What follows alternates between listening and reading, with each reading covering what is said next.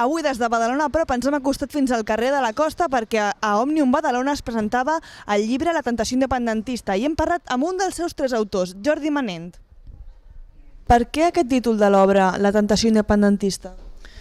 Aquest títol respon no perquè estiguem en contra de la independència de Catalunya, perquè evidentment no hi estem en contra, sinó perquè és un dret que teòricament tothom hauria de poder aconseguir, tot poble, sinó perquè en aquests moments no veiem viable la independència de Catalunya, fer-la, proclamar-la o el que sigui, no ho veiem viable i per tant considerem que en aquests moments és una temptació. La independència de Catalunya en aquests moments és una temptació. Què podem trobar en aquesta obra? Aquesta obra jo la defineixo com una crítica des de dins del nacionalisme al nacionalisme independentisme català.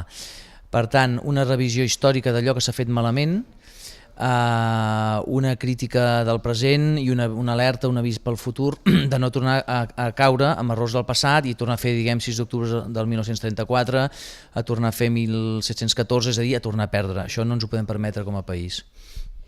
Avui dia el nacionalisme català en quina situació es troba?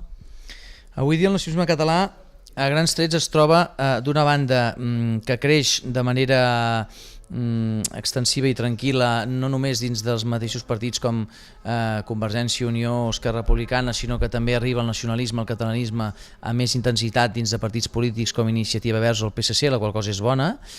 I d'altra banda, una part d'aquest nacionalisme català es troba amb una cruïlla, que es comença a plantejar si realment la seva vocació, que sempre havia estat poc o molt modernitzar Espanya o intentar influir en Espanya, que això ho ha de continuar fent mentre siguem estat d'Espanya, mentre formem part d'Espanya, es comença a preguntar si realment val la pena continuar, diguem, intentant influir Espanya o cal plantejar un estat.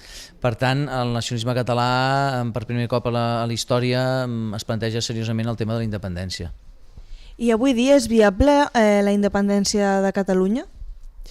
A dia d'avui, els tres autors creiem que no. És impossible? Evidentment no. Serà difícil, es pot aconseguir, és possible que sí, ara serà molt i molt difícil. Avui dia per què no és viable? Perquè primer no hi ha una majoria social forta, ni que sigui un 52% a favor, hauria de ser un 65% com a mínim. La societat mateixa encara no és prou madura i fins i tot els partits polítics per plantejar-nos temes en sentit d'estat, és a dir, des de la geopolítica, quins aliats geopolítics tindríem, hi ha altres temes semblants, quines polítiques lingüístiques faríem, quin paper donaríem a la llengua castellana en un estat independent, tot això s'ha d'anar plantejant, no? Per tant, encara falta camí per recórrer per madurar tot aquest tema de la independència. Doncs moltes gràcies per haver estat amb nosaltres aquesta tarda. Gràcies a vosaltres.